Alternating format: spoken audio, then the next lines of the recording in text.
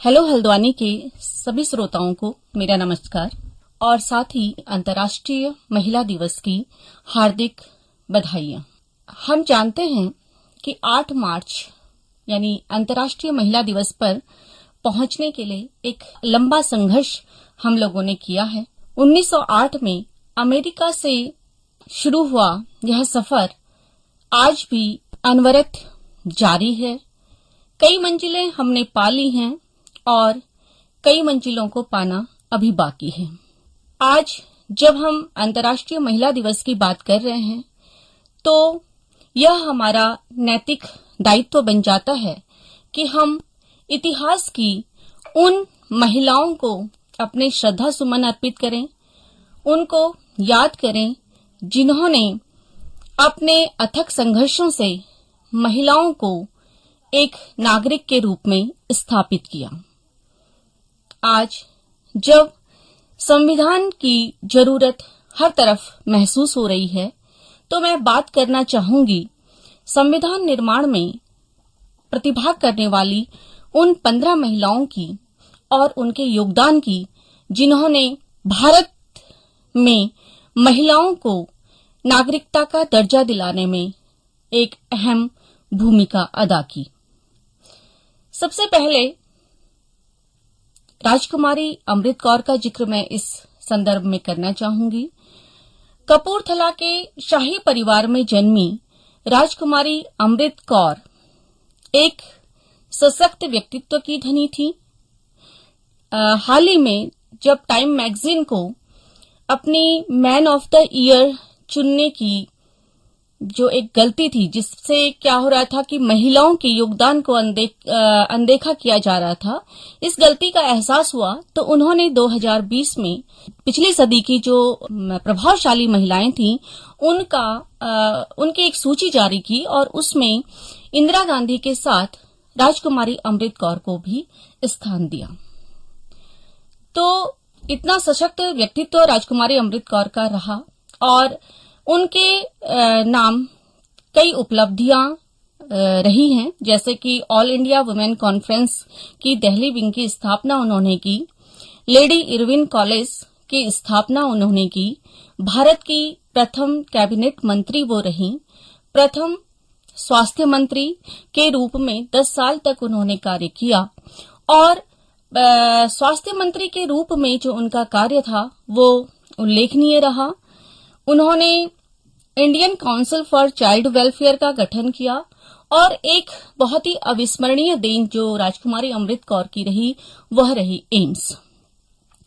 संविधान सभा में उनके कार्यों की बात करें तो मूल अधिकार व अल्पसंख्यक अधिकारों की उपसमिति की वह सदस्य थी। महिला आरक्षण का उन्होंने विरोध किया, किंतु वो ये मानती थी कि समान नागरिक संहिता को अपनाने से महिलाओं को अपने अधिकार जो है वो स्वाभाविक रूप से प्राप्त हो जाएंगे। दूसरी जो महत्वपूर्ण महिला जिन्होंने बहुत महत्वपूर्ण योगदान संविधान निर्माण में दिया वह थी अम्मू स्वामीनाथन, जिनका पूरा नाम था अम्मू कुट्टी स्वामीनाथन। केरल निवासी अम्मू स्वामीनाथन का विवाह 13 वर्ष की उम्र में हो गया था और विवाह के उपरांत उन्होंने एक लंबा सफर तय किया राजनीति में।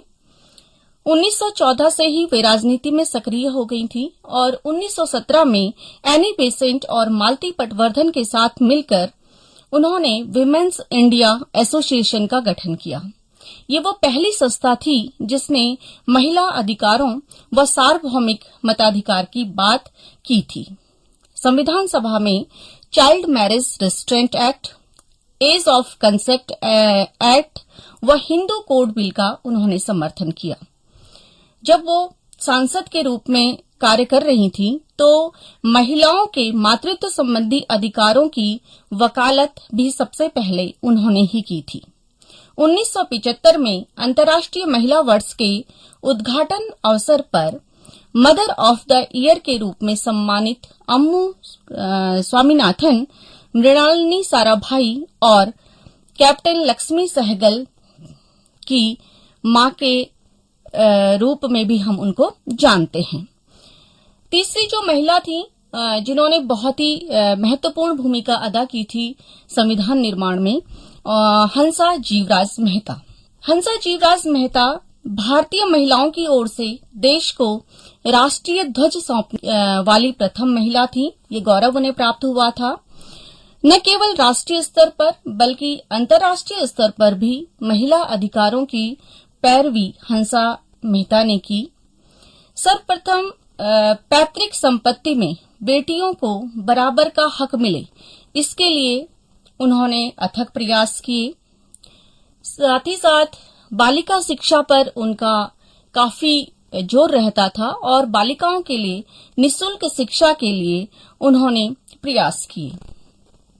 अंतर्राष्ट्रीय स्तर पर बात करें तो United Nations human rights commission में भारतीय प्रतिनिधि के रूप में वह सम्मिलित हुई और मानव समाज जो एक गलती करने वाला था कि यूडीएचआर के प्रथम अनुच्छेद में जो लिखा गया था कि all man are born equal और फ्री, इसको उन्होंने सुधरवाया और मानव समाज को उसकी गलती का एहसास कराते हुए इस वाक्य में संशोधन करवाया और ऑल मैन की जगह उसको ऑल ह्यूमन बीइंग कराया गया हंसा मेहता के द्वारा। ये देश की प्रथम महिला कुलपति रही, प्रसिद्ध उपन्यासकार रही, यानी कह सकते हैं कि एक बहुआयामी व्यक्तित्व की धनी हंसा मेहता ने अपने कार्य से और अपने जीवन से, दोनों से, व्यक्तित्व एवं कृतित्व दोनों से ही महिलाओं को बहुत अधिक प्रभावित किया।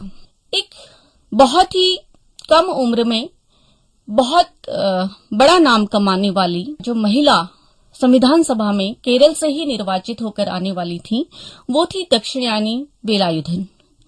दक्षिणयानी वेलायुधन के नाम कई सारे प्रथम होने का रिकॉर्ड है, जैसे कि वह जो पलायू समुदाय जिससे वो आती थी उससे शिक्षित होने वाली प्रथम महिलाओं में से थी।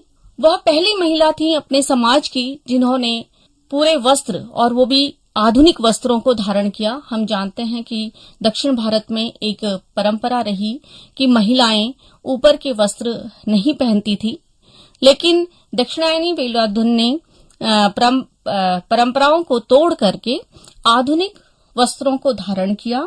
इसके साथ साथ इन्होंने ये संविधान सभा में निर्वाचित एकमात्र दलित महिला थी और संविधान सभा में जब अनुच्छेद 17 पर बहस हो रही थी तो इन्होंने बहुत मुखर होकर के उसका समर्थन किया और आशा व्यक्त की कि अस्पृश्यता जैसा जो एक कोड है समाज में वो इस संविधान के निर्माण के बाद नहीं दिखाई देगा। दक्षिण यानी वेलायुधन काफी एक्टिव रही और 1977 में उन्होंने महिला जागृति परिषद का भी गठन किया। अब मैं बात करना चाहूंगी पूर्णिमा बनर्जी की।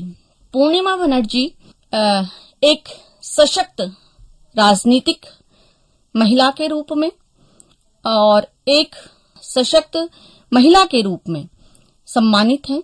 इन्होंने संविधान सभा में हम भारत के लोग, जो प्रस्तावना में जो शब्द जुड़ा है हम भारत के लोग, उसको जुड़वाया। इनका बहुत महत्वपूर्ण योगदान था।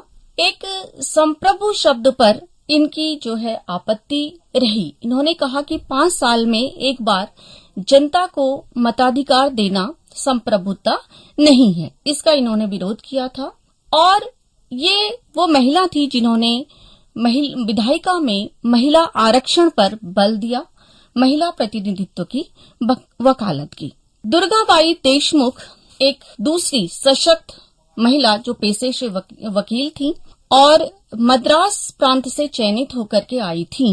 इनके व्यक्तित्व की दृढ़ता का अंदाजा आप इस बात से लगा सकते हैं कि इन्होंने अपने बाल विवाह को स्वयं तोड़ा, ये बहुत बड़ी बात थी उस समय में, और 44 साल की उम्र में अपनी मर्जी से विवाह किया।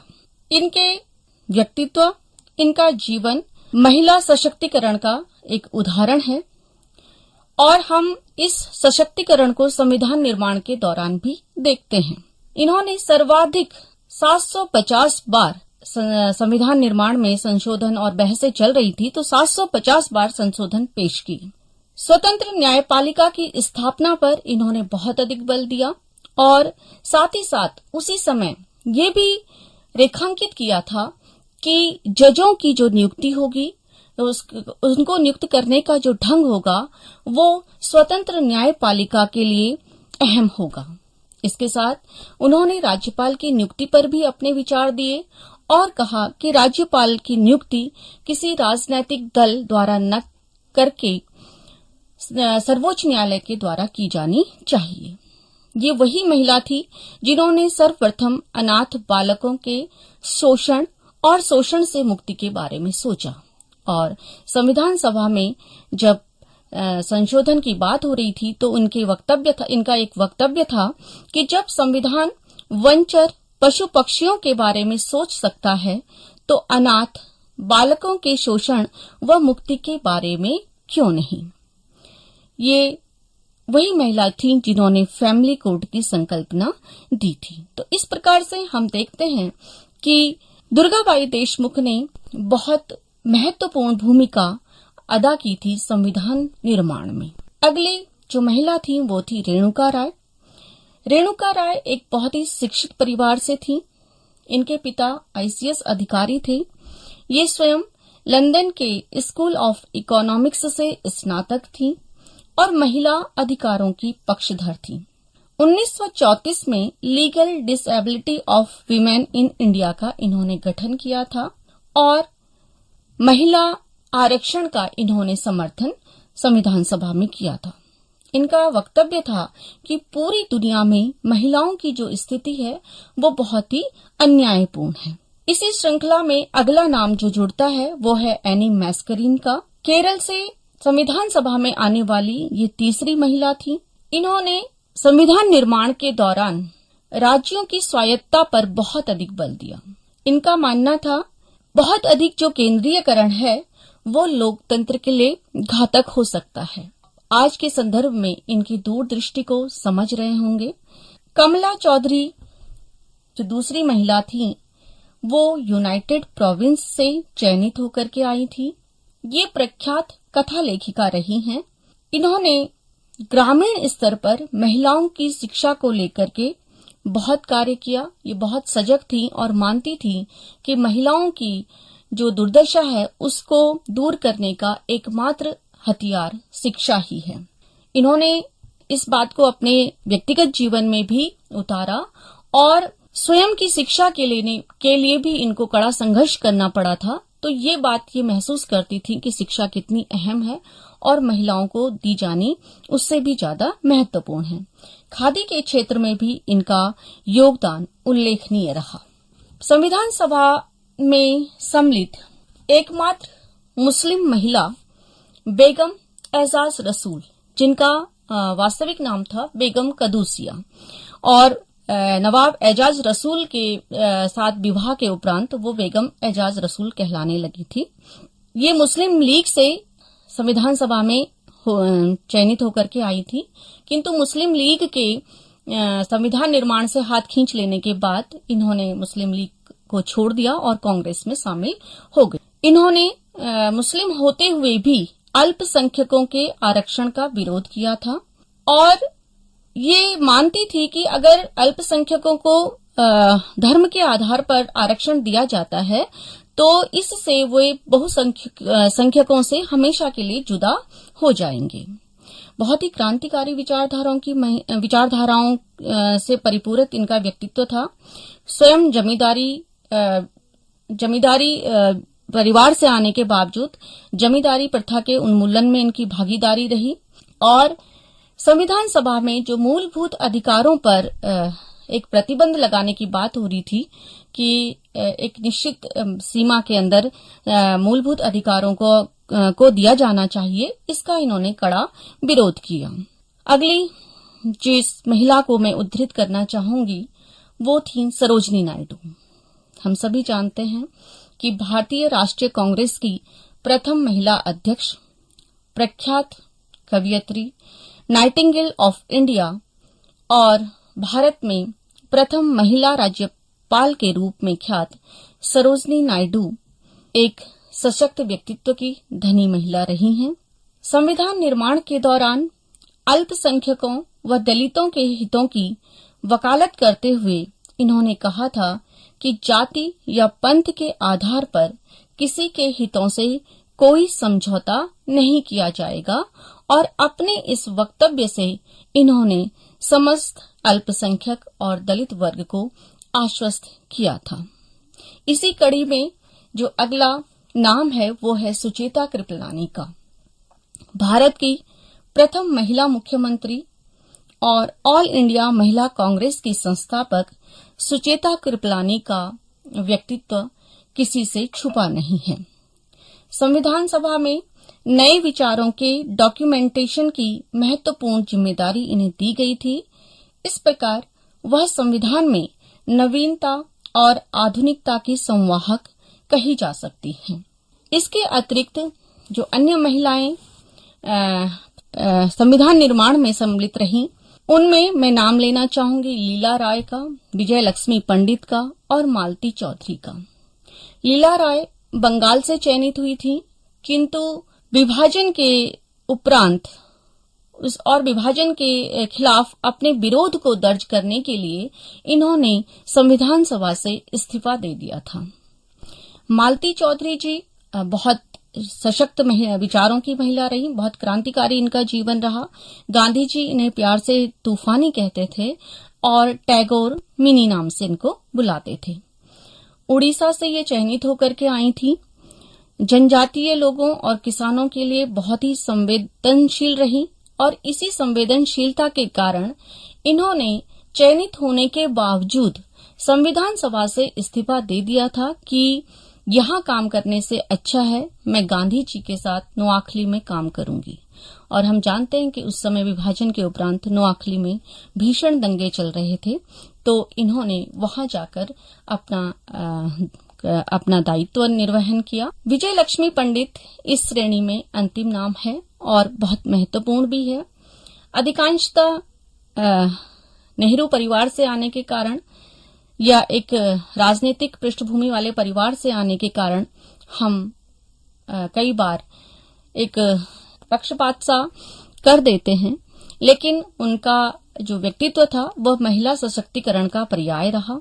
संविधान सभा में वो चयनित हुई, किंतु सभी जानते हैं कि उनको रूस में उसके बाद राजदूत के रूप में नियुक्त वो हो गई थी, तो इस वजह से मात्र 8 माह बाद ही वह संविधान सभा से चली गई थी। तो इस प्रकार से हम देखते हैं कि संविधान के निर्माण में इन 15 महिलाओं ने अपनी भूमिका को बखूबी उनका निर्वहन किया और अभी तक यानी स्वतंत्रता संग्राम तक जो भारतीय महिलाएं पृष्ठभूमि में काम कर रही थीं या स्वतंत्रता संग्राम सेनानियों या क्रांतिकारियों की मददगार के रूप में जानी जा रही थीं, वो खुल करके सामने आई और उन्होंने दिखाया कि उनकी अपनी एक सोच है, एक समझ है और वह उतनी ही सशक्त व्यक्तित्व की धनी है या उतनी ही समझदारी रखती हैं जितनी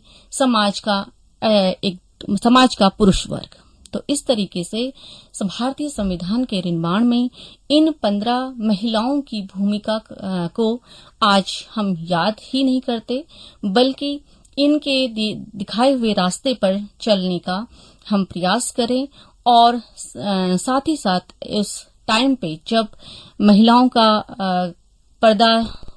को पर्दा प्रथा से होकर गुजरना पड़ता था, महिलाओं को 4 दीवारी के अंदर बंद रहना पड़ता था, बेटी बहू और इसी पत्नी के रूप में उनकी एक पहचान थी। उस समय में इन्होंने अपना एक नाम बनाया, अपनी एक जगह बनाई।